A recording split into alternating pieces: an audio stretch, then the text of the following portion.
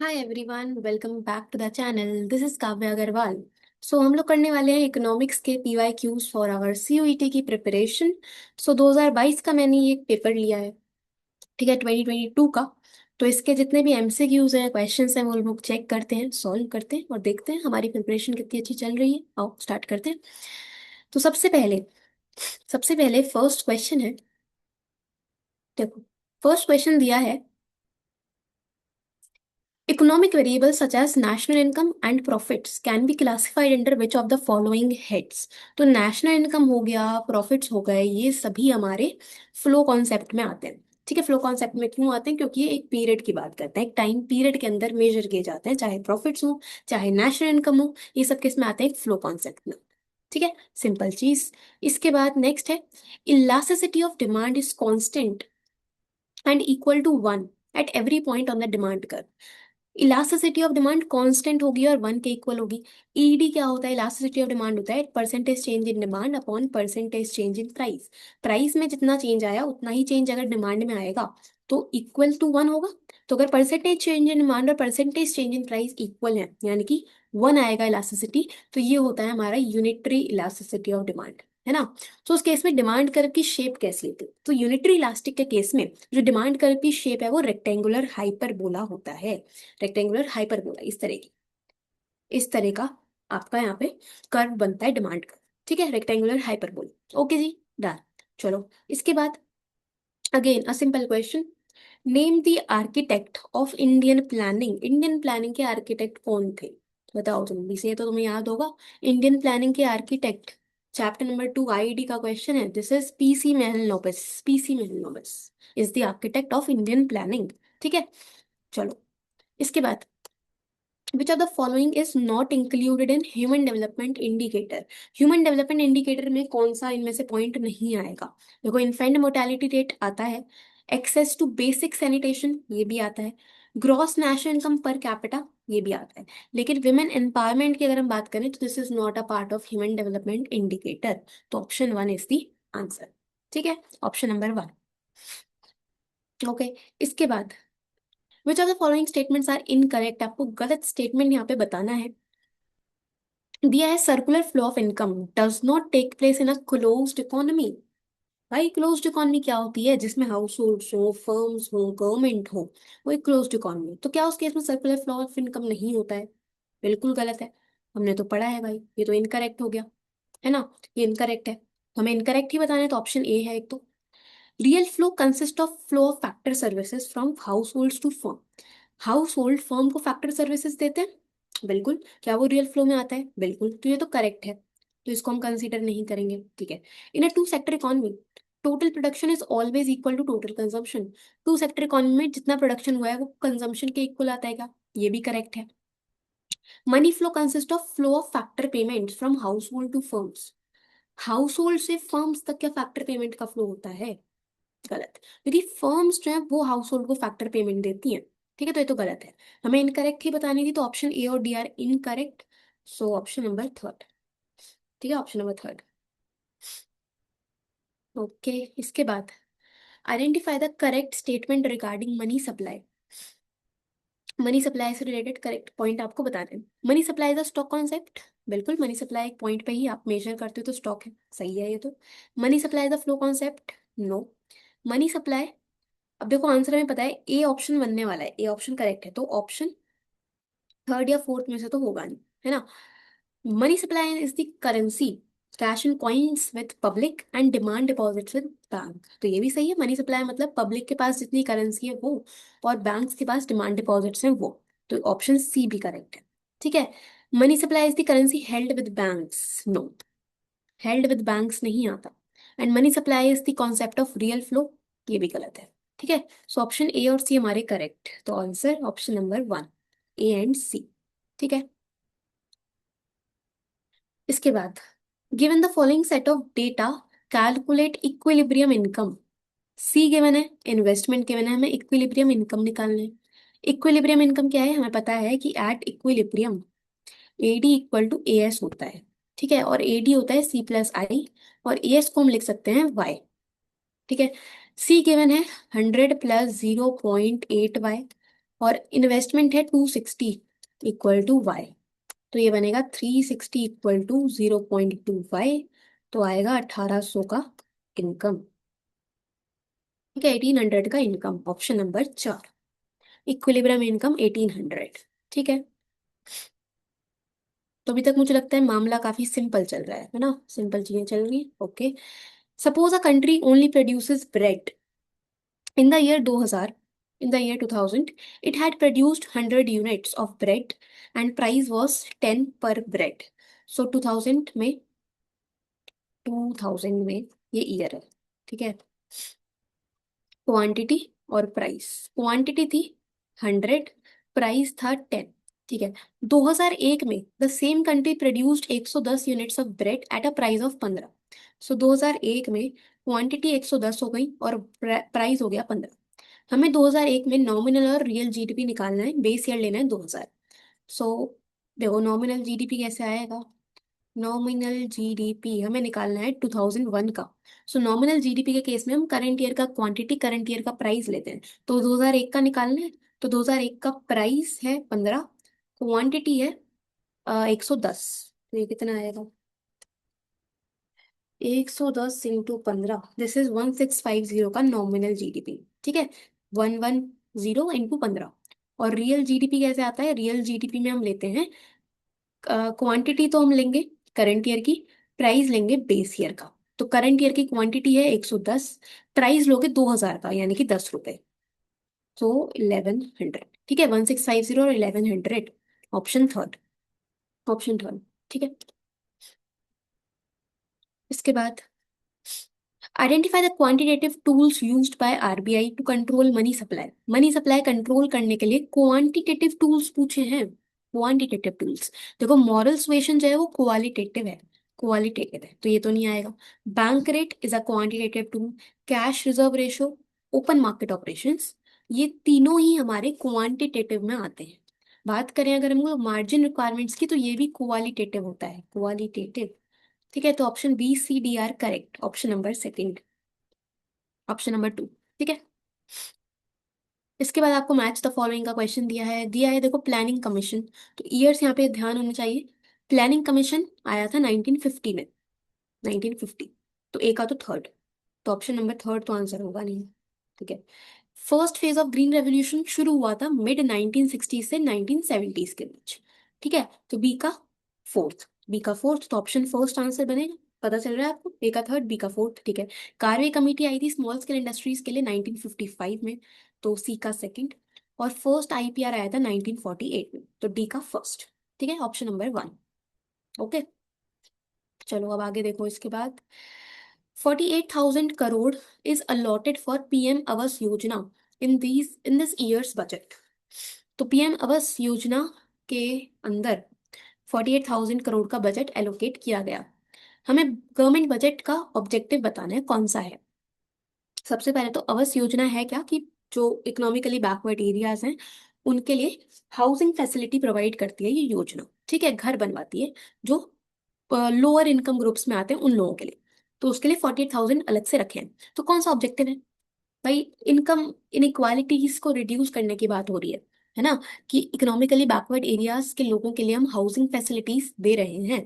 तो यहाँ पे हम बात कर रहे हैं रीडिस्ट्रीब्यूशन ऑफ इनकम की, यानी कि रिड्यूसिंग इनकम इनइक्वालिटीज, इस चीज की बात होगी।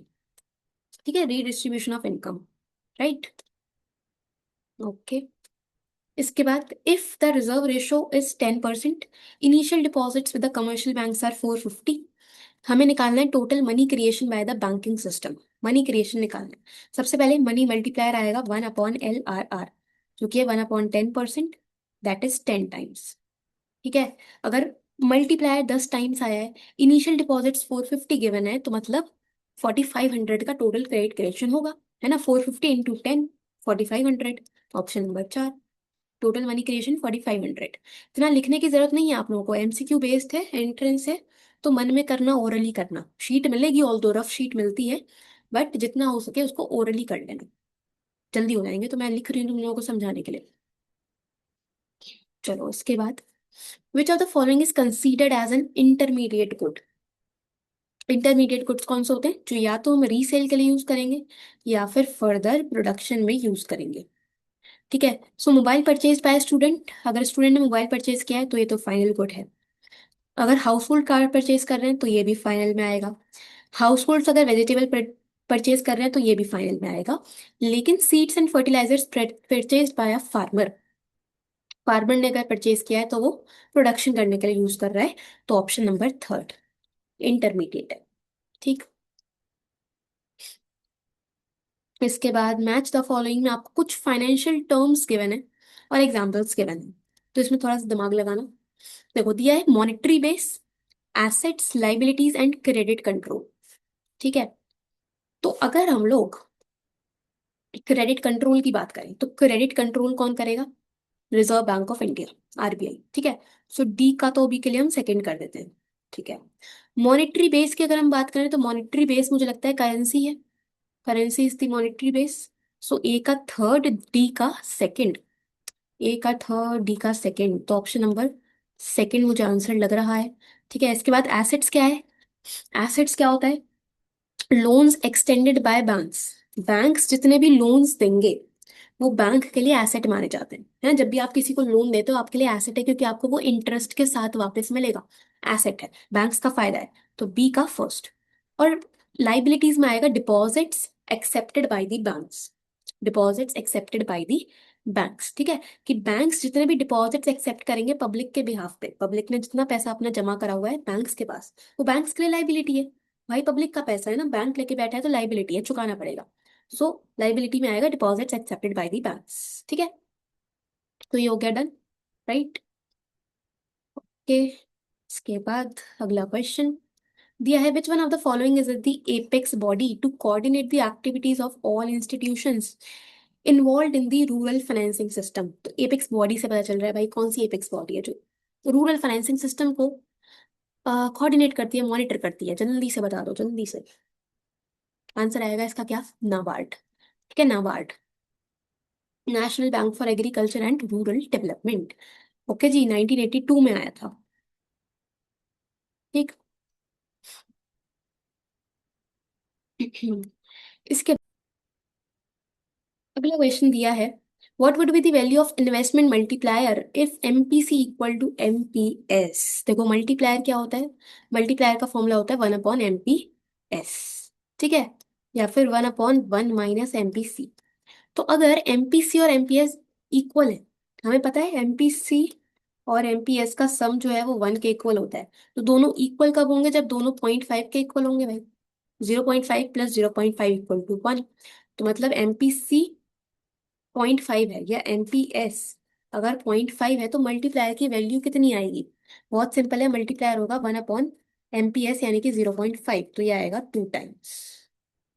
ठीक है, 2 times. Okay, option third. Okay then इसके बाद which are the following is a function of RBI, RBI का फंक्शन बताना।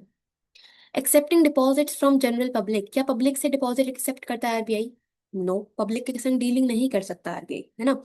लोन्स देगा क्या पब्लिक को, नहीं। क्रेडिट क्रिएशन होगा क्या, नहीं। Banker to the government, credit create कौन करता है, क्रेडिट क्रिएट करते हैं कमर्शियल बैंक्स। ठीक है। Banker to the government is the function of RBI, banker to the government. ठीक है, थर्ड। तो ये पेपर आपको देखो सिंपल लग रहा होगा अभी तक हमने जो पहले पेपर करे हैं उसके कंपैरिजन में, तो सही है, अच्छी बात है ना। If MPC is 0.75 and autonomous consumption is 100 crore, find the level of consumption at income level of 8,000 crore. ठीक है। सो एमपीसी गिवन है, ऑटोनॉमस कंजम्पशन गिवन है, हमें कंजम्पशन निकालना है इनकम 8,000 पे। तो C equal to C bar plus B Y, है ना। सी निकालना है, सी बार गिवन है ऑटोनॉमस 100, बी का मतलब एमपीसी 0.75 और इनकम है 8,000। तो ये कितना आएगा भाई, तो विदाउट कैलकुलेटर मेरा काम नहीं चलता। ये बनेगा 100 + 6,000, तो 6,100, ऑप्शन सेकंड 6,100 का कंजम्पशन। ओके। इसके बाद rearrange the following in chronological order, हमें अरेंज करना है, अरेंज करना है। तो ठीक है, सबसे पहले ईयर सोचो, तो देखो, सबसे पहले establishment of People's Republic of China. China कब एस्टैब्लिश हुआ था? चाइना एस्टैब्लिश हुआ था 1949 में। ठीक है। Great proletarian cultural revolution, GPCR, आया था 1965 में। Okay. First 5 year plan of Pakistan, Pakistan में पहला 5 ईयर प्लान आया था 1956 में। First 5 year plan of India 1951। और economic reforms of Pakistan, reforms आए थे 1988 में। ठीक है। सो इसको आप अरेंज कर लो यार। अरेंज करेंगे तो सबसे पहले आएगा 1949 ए, उसके बाद डी, देन सी, इसके बाद बी, और लास्ट में E. A D C B E, A D C B E, ये रहा option number 4। A D C B E, option number 4। ठीक है। तो ईयर्स याद होने चाहिए, याद कर लेना। वैसे बोर्ड्स में किए होंगे पर आप भूल गए होंगे मुझे लगता है, तो याद कर लो उनको तो। चलो, विच आर द फॉलोइंग, नहीं ये वाला क्वेश्चन तो ड्रॉप हुआ था, ये गलत है। चलो उसके बाद, if tea and coffee can be used in place of one another, then which are the following statements hold true. Tea and coffee को आप एक दूसरे की प्लेस पे यूज कर पा रहे हो तो कौन सा स्टेटमेंट करेक्ट है? मतलब ये दोनों सब्स्टिट्यूट है ना, एक की जगह पे दूसरा अगर आप यूज कर रहे हो तो दोनों सब्स्टिट्यूट है। तो सब्स्टिट्यूट गुड्स है, तो पहला देखो यहाँ पे दिख रहा है tea and coffee are substitute goods, तो एक तो यही सही है। ठीक है। अब डिमांड का क्या केस होता है सब्स्टिट्यूट के केस में, कि अगर टी का प्राइस बढ़ा दिया जाए, अगर टी का प्राइस बढ़ा दिया जाए तो टी की डिमांड कम हो जाएगी और लोग कॉफी पे शिफ्ट हो जाएंगे, तो कॉफी की डिमांड बढ़ जाएगी, है ना। तो अगर टी का प्राइस बढ़ा तो कॉफी की डिमांड बढ़ जाएगी। तो यहाँ पे लिखा है increase in price of T, अगर टी का प्राइस बढ़ा तो टी की डिमांड कम और लोग कॉफी पे शिफ्ट होंगे, leads to increase in demand for coffee. ठीक है, तो बी भी सही है। ओके। ए, बी और सी आर करेक्ट, तो ऑप्शन 4, बी एंड सी। ठीक है। ऑल्दो अगर आप देखो रियल टर्म्स में अगर हम देखें, तो अगर टी का प्राइस बढ़ेगा भी ना तो लोग चाय नहीं छोड़ सकते भाई, चाय चाय है, इमोशन है ना। कॉफी पे कैसे शिफ्ट हो जाएंगे यार? कॉफी वाले फिर भी टी पे शिफ्ट हो सकते हैं बट टी वाले कॉफी पे मुझे नहीं लगता होंगे। ठीक है। चलो, हो गया। ठीक।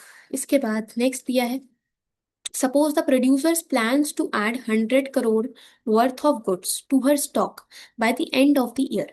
तो एक प्रोड्यूसर ने सोचा हुआ है, प्लान किया हुआ है, प्लान कि वो 100 करोड़ के गुड्स स्टॉक में ऐड कर देगा। ठीक है। एक तरह से इन्वेस्टमेंट करेगा 100 करोड़ की अपने स्टॉक में, उसने प्लान किया है।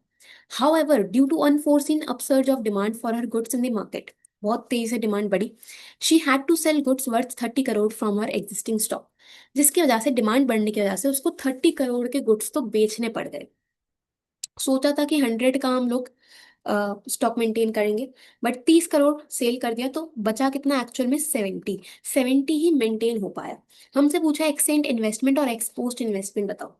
एंड होता है प्लान्ड, पोस्ट होता है एक्चुअल।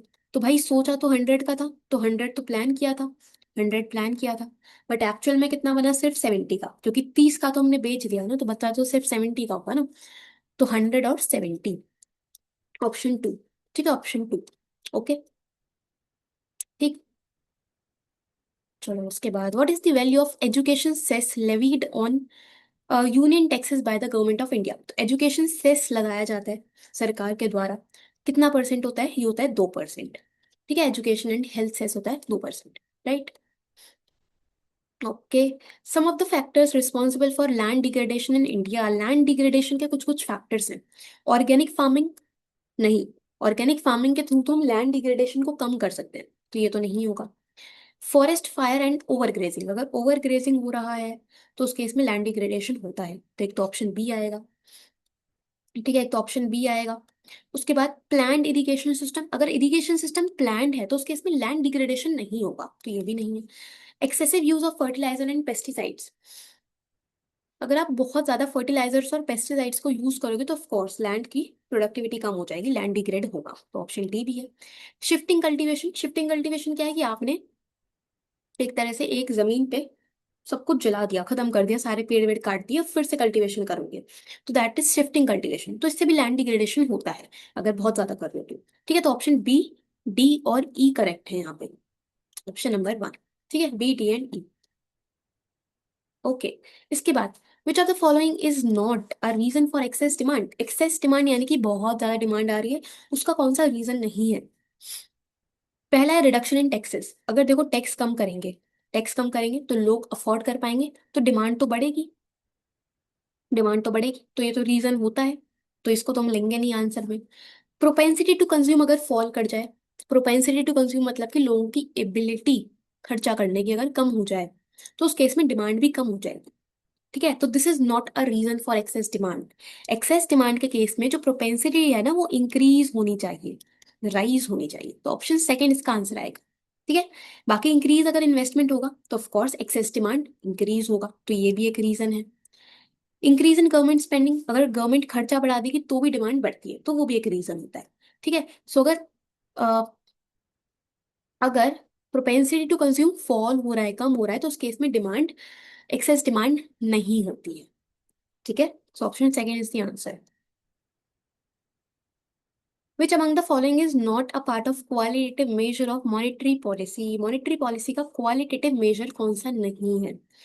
मार्जिन रिक्वायरमेंट होता है, मॉरल सुएशन होता है, सिलेक्टिव क्रेडिट कंट्रोल ये भी होता है। ये तीनों क्या है हमारे क्वालिटेटिव है, बट रिवर्स रेपो रेट की बात करें ये क्वांटिटेटिव टूल होता है, तो option third, option third. Done. इसके बाद देखो मैच द फॉलोइंग में कुछ कुछ प्रोग्राम्स के मैंने आपको मैच करना है विद द ऑब्जेक्टिव दिया है। National social assistance programme, Mahatma Gandhi national rural employment guarantee act, Pradhan Mantri Rozgar योजना, प्रधानमंत्री जन धन योजना। तो अगर हम बात करें नरेगा की, Mahatma Gandhi national rural employment guarantee act, तो ये वेज एम्प्लॉयमेंट प्रोग्राम है। ठीक है, 100 डेज ऑफ वेजेस प्रोग्राम है ना। सो बी का तो फोर्थ, बी का फोर्थ यानी कि ऑप्शन थर्ड तो आंसर बनेगा नहीं। प्रधानमंत्री जन धन योजना की बात करें तो इसमें बैंक अकाउंट ओपन करने की बात होती है जहां से सेविंग्स प्रमोट होगी, तो डी का फर्स्ट, डी का फर्स्ट। ठीक है, सो डी का फर्स्ट कौन सा आंसर बनेगा? ये आएगा आपके पास ऑप्शन नंबर वन। ठीक है, ऑप्शन नंबर वन आंसर आएगा। ठीक, नेशनल सोशल असिस्टेंस प्रोग्राम की अगर हम बात करें तो ये बात करता है पेंशन देने की, pension to the elder people. ठीक है, तो ए का सेकेंड। और रोजगार योजना बात करता है सेल्फ एम्प्लॉयमेंट प्रोग्राम्स की, सेल्फ एम्प्लॉयमेंट प्रोग्राम्स, तो सी का थर्ड, तो option one is the answer. ठीक है, तो इस तरह से कुछ कुछ गेस करोगे ना तो आपको नीचे ऑप्शन से पता चल जाएंगे आंसर। अगर आपको चारों भी नहीं आते तो आप मैच करके कुछ कुछ कर लो, है ना। चलो, in China the commune system is related to the dash sector, commune system किससे रिलेटेड था? एग्रीकल्चर से, कलेक्टिव फार्मिंग, एग्रीकल्चर। ठीक है, अच्छा। इसके बाद यहाँ पे क्वेश्चन थोड़ा सा कट गया है बट लिखने में ये लिखा है, identify the statement that stands true during deficient demand. Deficient demand में से, डेफिशिएंट डिमांड से रिलेटेड कौन सा पॉइंट करेक्ट है? डेफिशिएंट डिमांड क्या होता है? Actual output fall short of potential output. Yes, actual output जो है वो कम है जितना हमने सोचा था उससे, तो ये तो सही है। ठीक है, actual demand is less than expected demand, demand actual कम है एक्सपेक्टेड से, ये भी सही है। ए और सी करेक्ट लग रहे हैं मुझे तो, ए और सी, है ना। ठीक है, सो ए और C option number second, right. Okay, इसके बाद suppose you are a member of the advisory committee of the finance minister of India. The finance minister is concerned about the rising revenue deficit in the budget, revenue deficit बढ़ता जा रहा है जिसको लेकर वो काफी परेशान है। Which measure would you suggest to control the rising revenue deficit? तो रेवेन्यू डेफिसिट को कंट्रोल करने के लिए हम क्या कर सकते हैं? रेवेन्यू डेफिसिट यानी कि revenue expenditure are greater than revenue receipts, तो इसे कंट्रोल करने के लिए हम टैक्सेशन अगर बढ़ा दें, टैक्सेशन अगर बढ़ाओगे तो टैक्स रेवेन्यू आएगा, रेवेन्यू रिसीट्स बढ़ेंगी, रेवेन्यू डेफिसिट कम हो जाएगा। तो अगर हम टैक्सेशन इंक्रीज कर देंगे तो of course revenue deficit control होगा। ठीक है, done. For 5 year plan in India were guided by which of the following goals?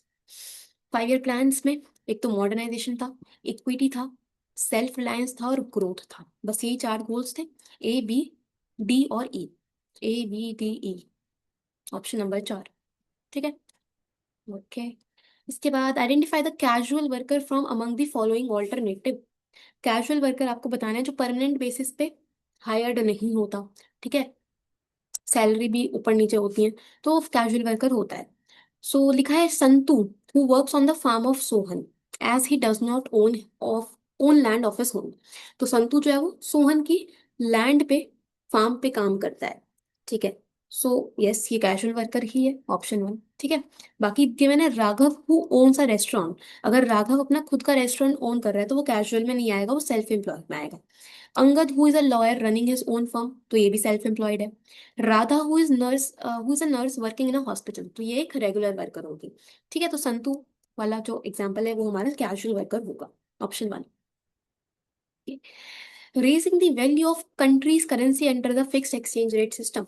Fixed exchange rate system के अंदर अगर करेंसी की वैल्यू इंक्रीज हो जाती है तो उसको हम क्या बोलेंगे? देखो वैल्यू अगर बढ़ती है तो या तो एप्रिसिएशन होगा या रीवैल्यूएशन होगा, है ना। फिक्स्ड एक्सचेंज रेट सिस्टम में होता है रीवैल्यूएशन। इसको याद कर लो भाई। फिक्स्ड में देखो ई की साउंड आ रही है ना, फिक्स्ड ई। रीवैल्यूएशन में भी री। तो फिक्स्ड में फी, रीवैल्यूएशन का री। तो इसलिए मैच हो जाएगा। ठीक है। और अगर हम बात करते हैं फ्लेक्सिबल एक्सचेंज रेट सिस्टम की तो उसमें हम बोलेंगे एप्रिसिएशन। फ्लै ए। तो इसमें ए की साउंड आ रही है, इस तरह से समझ लेना। ठीक है। तो रीवैल्यूएशन आंसर है सीधा सीधा। ओके। चलो इसके बाद नेक्स्ट है वेरी हाई फर्टिलिटी रेट कौन सी कंट्री में है? One child norm, high density of population and mixed economy. तो हाई फर्टिलिटी रेट जो है वो था पाकिस्तान के अंदर। ठीक है। सो ए का तो सेकंड, ए का सेकंड, ऑप्शन नंबर टू ही आंसर आएगा क्योंकि ए का सेकंड तो बस एक ही में गिवन है। वन चाइल्ड नॉर्म आया था चाइना में, तो पी का थर्ड, देखो पी का third. High density of population है इंडिया में क्योंकि इंडिया में एरिया वाइज इंडिया छोटा है, तो पॉपुलेशन पर स्क्वायर किलोमीटर काफी ज्यादा है। और मिक्स्ड इकोनॉमी सिस्टम इंडिया और पाकिस्तान दोनों में, तो डी का फर्स्ट। ओके। चलो। When consumption function starts from Y axis it indicates that, तो कंजम्पशन फंक्शन जो है वो वाई एक्सिस है, यानी कि ओरिजिन के ऊपर से स्टार्ट होता है। क्यों? क्योंकि consumption is positive when income is zero. Income अगर जीरो होगी तो कंजम्पशन तो कुछ ना कुछ होती है, जिसे हम ऑटोनॉमस कंजम्पशन बोलते हैं। तो इसी वजह से ये वाई एक्सिस से स्टार्ट होता है, ऑप्शन सेकंड। ठीक है। बाकी आप रीड कर लेना, आपको पता चलेगा कि वो गलत है। ओके। चलो इसके बाद owing to the current political instability across many countries, the Indian rupee has sharply lost its value in terms of US dollars. So political instability की वजह से इंडियन रुपी जो है वो उसकी वैल्यू कम हो गई है in terms of US dollar, यानी कि इंडियन रुपी डेप्रिसिएट हो गया है। इसका इम्पैक्ट क्या है? देखो कंट्री की करेंसी अगर डेप्रिसिएट होती है तो एक तो एक्सपोर्ट्स बढ़ते हैं, इम्पोर्ट्स कम हो जाते हैं। ठीक है। So a rise in imports from USA, क्या हम लोगों के इम्पोर्ट्स बढ़ जाएंगे? नहीं। Fall in imports from USA, yes imports कम होंगे। तो बी। Rise in exports to USA, या क्या यूएसए की तरफ हमारे एक्सपोर्ट्स बढ़ेंगे? बिल्कुल। बी और सी करेक्ट है, बी और सी करेक्ट है। तो option number fourth, B and C. ठीक है। कि इंडियन रुपया अगर डेप्रिसिएट होता है तो एक तो एक्सपोर्ट्स बढ़ेंगे और इम्पोर्ट्स कम होंगे। ठीक है जी। ओके। इसके बाद which are the following is included in the estimation of national income. National income में हम किसको इंक्लूड करेंगे? दिया है sugar purchase by a restaurant. अगर रेस्टोरेंट शुगर परचेज कर रहा है तो वो फर्दर प्रोडक्शन के लिए यूज कर रहा है, तो ये तो नहीं होगा। Expenditure incurred by house hold on goods and services. अगर हाउस होल्ड खर्चा कर रहे हैं गुड्स और सर्विसेज पे तो ये पीएफसी का पार्ट है, तो ये आएगा नेशनल इनकम के अंदर। ठीक है। बाकी के मैंने contribution towards social security scheme by an employ. अब तुम बोलोगे भाई सोशल सिक्योरिटी स्कीम में अगर कंट्रीब्यूशन होता है तो वो तो आता है नेशनल इनकम में। नहीं भाई, एम्प्लॉय की बात हो रही है। अगर एम्प्लॉयर लिखा होता ना तो काउंट करते। ठीक है। तो ये भी नहीं आएगा। Steel purchase by car manufacturing company, तो ये भी नहीं आएगा क्योंकि वो फर्दर प्रोडक्शन करने में यूज करेंगे। ठीक है। तो ऑप्शन सेकंड के। इसके बाद the central problems of an economy that relate to the question what to produce and in what quantities does not deal in. एक सेंट्रल प्रॉब्लम है कि क्या प्रोड्यूस करना है, कितना प्रोड्यूस करना है, तो इनमें से कौन सा पॉइंट उससे रिलेटेड नहीं है? देखो क्वांटिटी ऑफ डिफरेंट गुड्स, ये तो हम करेंगे consider. Combination of goods to be produced, कौन से गुड्स प्रोड्यूस करने हैं तो इसकी भी बात की जाती है। Distribution of resources between different goods produce, जो भी आप गुड्स बना रहे हो उसमें कितनी कितनी रिसोर्सेज लगने वाली है वो भी हम इसी में डिसाइड करते हैं। लेकिन अगर हम टेक्निक की बात करें तो टेक्निक की बात होती है हाउ टू प्रोड्यूस के अंदर, हाउ टू प्रोड्यूस। ठीक है, तो ऑप्शन वन हमारा आएगा आंसर। ठीक।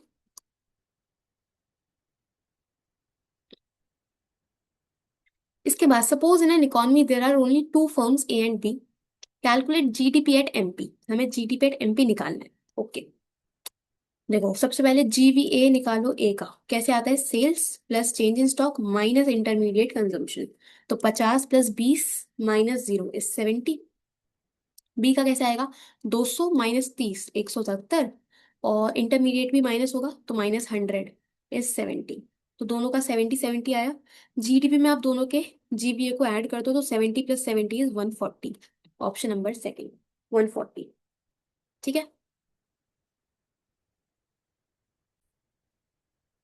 चलो इसके बाद दिया है हमें केस स्टडी, तो जिस पे बेस्ड आपको कुछ 5 क्वेश्चंस यहाँ पे बताने हैं। तो सबसे पहले क्वेश्चंस देखते हैं। देखो जो केस स्टडी है वो हमारी कुछ एनवायरनमेंट से रिलेटेड है ना, फ्यूल्स की बात हो रही है इसमें। ओके, पहला क्वेश्चन गिवन है, alternate fuel refers to. So देखो थोड़ा सा पढ़ते हैं। दिया है, India has been giving a push for alternate fuels such as ethanol and more recently methanol to improve its energy security. ठीक है, तो ऑल्टरनेट फ्यूल्स के एग्जाम्पल गिवन है, एक तो इथेनॉल दूसरा मेथेनॉल, अपनी एनर्जी सिक्योरिटी को इम्प्रूव करने के लिए। तो ऑल्टरनेटिव फ्यूल्स का मतलब क्या है यहाँ पे, ऑल्टरनेट फ्यूल्स में देखो गिवन है एक तो फॉसिल फ्यूल। ठीक है, फॉसिल फ्यूल तो ये तो नहीं आएगा। कन्वेंशनल एनर्जी सोर्सेज हैं क्या, नहीं, ये दोनों हमारे नॉन कन्वेंशनल एनर्जी सोर्सेज हैं, नॉन कन्वेंशनल। ठीक है, तो ऑप्शन थर्ड आंसर होगा। नॉन बायोडिग्रेडेबल एनर्जी सोर्सेज भी नहीं। ठीक है, ऑप्शन नंबर थर्ड। ओके, इसके बाद नेक्स्ट क्वेश्चन है, new energy policies of the country aims at promoting. New energy policies क्या प्रमोट करेंगे, fossil fuel sources, conventional energy sources, crude oil imports, या sustainable use of cleaner fuels. तो case study देख लेते हैं हल्की सी। इसमें देखो यहाँ पे एक लाइन दिखी हुई है, energy policies of the country and those on the annual demonstrate and focus on the country's transition towards cleaner fuels in a sustainable manner। Energy policies किसके टुवर्ड्स काम कर रहे हैं, क्लीनर फ्यूल्स के टुवर्ड्स सस्टेनेबल मैनर में। तो option fourth is the answer. तो आप देखो कीवर्ड पकड़ना, जो पॉइंट पूछा है उसको केस स्टडी में ढूंढने की कोशिश करना, आपको आंसर मिल जाएगा। ठीक है, ओके, डन। इसके बाद India meets it's crude oil requirement through domestic sources of dash. Crude oil की रिक्वायरमेंट इंडिया डोमेस्टिक सोर्सेज से कितना परसेंटेज डोमेस्टिक सोर्सेज से मीट कर रहा है। तो देखो यहाँ पे हमारे पास परसेंटेज देखो, एक तो ये गिवन है 70%, ऐसा तो कोई ऑप्शन ही नहीं है ना, तो ये तो आंसर होगा नहीं। अब देखो इधर दिया है 3% गिवन है, India meets 85% of its crude oil requirement, 53% of its natural gas requirement and 25% of its coal requirement through imports। मतलब इंडिया अपनी कोल रिक्वायरमेंट, क्रूड ऑयल की रिक्वायरमेंट 85% इम्पोर्ट से कर रहा है। तो भाई अगर 85% इम्पोर्ट्स कर रहे हैं तो बाकी के 15% हम डोमेस्टिक सोर्सेज से यूज कर रहे होंगे, सिंपल बात। क्रूड ऑयल की बात करिए ना भाई, क्रूड ऑयल रिक्वायरमेंट, तो क्रूड ऑयल रिक्वायरमेंट हम लोग 85% तो इम्पोर्ट्स के थ्रू मीट कर रहे हैं, तो बाकी के 15% जो बचे वो हम डोमेस्टिक सोर्सेज से अरेंज कर रहे होंगे। 15%, ऑप्शन थर्ड। ठीक है, 15% कैसे आया वो भी बता दूं, कहीं नहीं पता चल रहा हो। 85 + 15 इज 100, टोटल 100%। ठीक है, अच्छा इसके बाद methanol is preferred as an alternate fuel over ethanol because it. Methanol क्यों प्रेफर किया जाता है ओवर इथेनॉल, वो हमें बताना है। सो उसके लिए थोड़ा पढ़ना पड़ेगा। देखो कहाँ पे लिखा है इसके बारे में, यहाँ पे तो मिसिंग है लाइन, ऊपर वाले पैसेज से पढ़ लेते हैं। देखो यहाँ पे दिया है, ethanol is primarily used for blending with gasoline, citing twin benefits: substitution of gasoline to arrest rising crude imports and using a relatively cleaner fuel than gasoline। ठीक है, देखो यार ये जो टॉपिक्स है ना, इथेनॉल मेथेनॉल, मतलब साइंस है, केमिस्ट्री है, मेरे को उसमें कोई इंटरेस्ट नहीं है, मुझे इसका कोई आइडिया नहीं है। ठीक है, तो आप सिंपल यहाँ पे लाइंस पढ़ो, हमें टिक मारने answer. The government of India regulates the price of ethanol derived from various sources and procures it through oil marketing companies at predetermined price. तो गवर्नमेंट क्या करता है कि इथेनॉल के प्राइस को रेगुलेट करता है। अलग अलग सोर्सेस के थ्रू, ठीक है। और ऑयल मार्केटिंग कंपनीज के थ्रू प्रोक्योर कर रहा है, अरेंज कर रहा है, ठीक है। However ethanol primarily derive from molasses and sugarcane juice can ignite a fuel versus food security debate. तो इथेनॉल की वजह से fuel versus food security debate arise हो सकती है, ठीक है। लेकिन अगर हम मिथेनॉल की बात करें, on the other hand, it can be derive from very different sources जैसे कि नेचुरल गैस, कोल, नेफ्था, बायोमास एक्सेट्रा, ठीक है। ओके, तो अभी एक बारी ऑप्शंस पढ़ लें इसमें। हाँ, इसके ऑप्शंस ये रहा।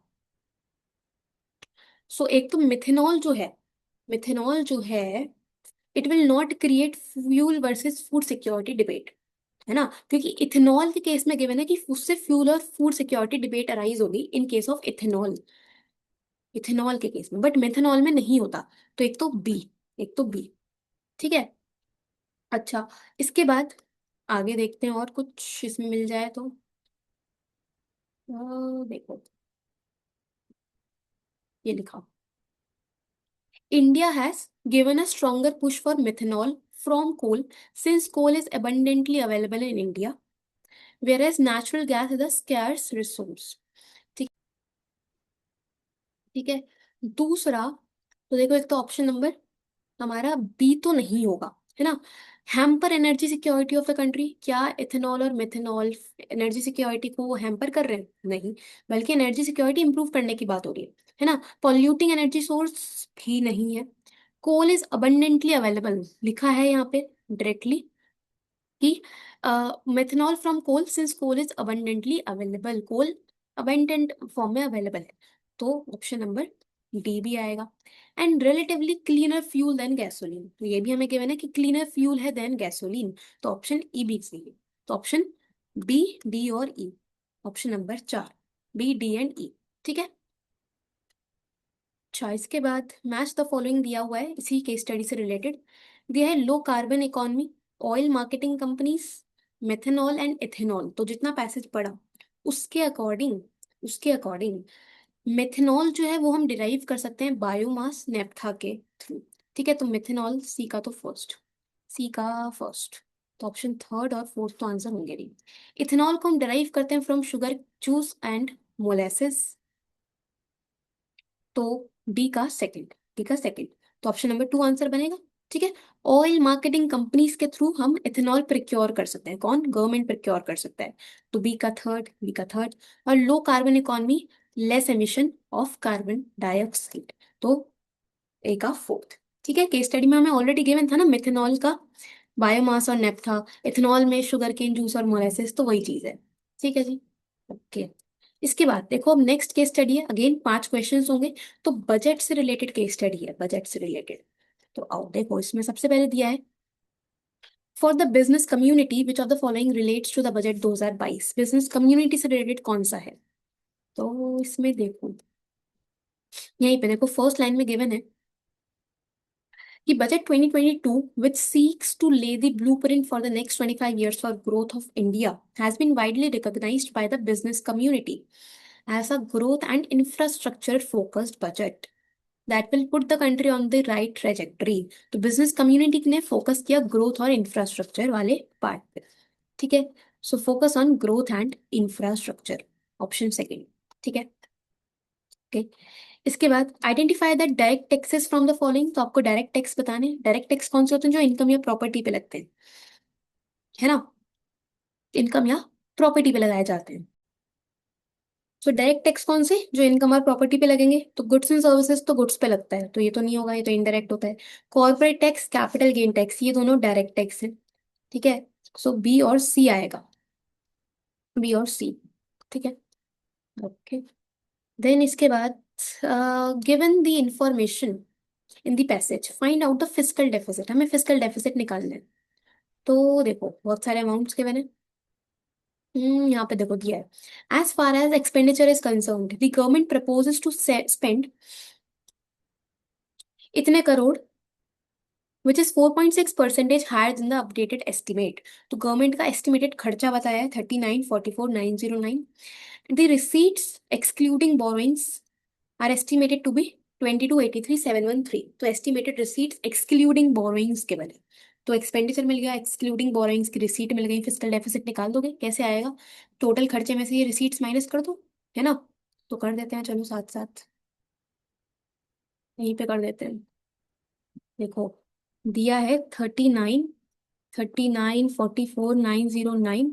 माइनस 2283 713, ये आएगा 1661 196। 1661 196, ये रहा option number 4। This is physical deficit, ठीक है।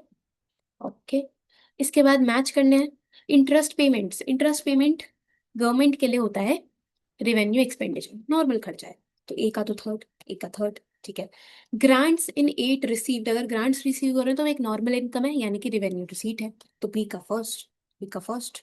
तो ऑप्शन वन या ऑप्शन थर्ड में से आंसर होगा।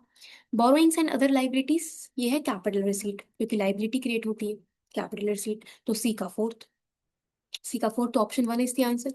कंस्ट्रक्शन ऑफ फ्लाईओवर, अगर फ्लाईओवर कंस्ट्रक्ट कर रहे हो तो एसेट क्रिएट होगा, यानी कैपिटल एक्सपेंडिचर। डी का सेकंड, ठीक है, सिंपल। अच्छा, इसके बाद विच one of the following statement is true, कौन सा स्टेटमेंट करेक्ट है? दिया है the lowest percentage wise increase in allocation is seen for the ministry of Jal शक्ति। जल शक्ति के मिनिस्ट्री के लिए सबसे कम फंड एलोकेट किए गए हैं क्या? देखो जरा, देखो यही लिखा है, as far as ministry allocation is concern for the highest percentage wise increase is seen for the ministry of communication, ministry of road transport and ministry of Jal शक्ति।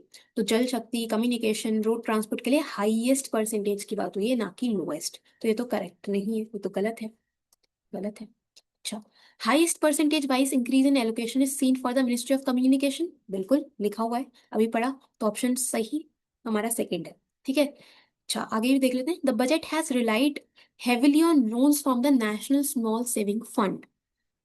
नेशनल स्मॉल सेविंग फंड पे क्या heavily rely हुआ है?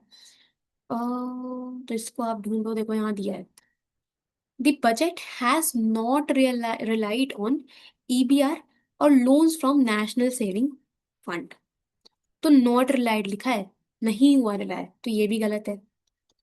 The government has not done well in collection of tax revenue, tax revenue में government ने अच्छा काम नहीं किया क्या?